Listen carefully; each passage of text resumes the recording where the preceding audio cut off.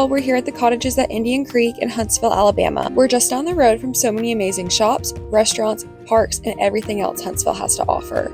This is a 55 and up community with some amazing amenities such as a fitness center, a community garden, a clubhouse, and so much more. Today, we'll be looking at a 1-bedroom, 1-bathroom unit. Let's go take a look. Outside of every unit, there's a covered front porch with a storage closet. Come on in. Inside, you'll find a fully equipped kitchen that leads right into the large living room with plenty of space for a table, a couch, TV, and more. Right off of the living space, you'll find the bedroom that features a large closet and a bathroom with lots of storage. There's also a laundry room with washer and dryer hookups. Let's check out the clubhouse.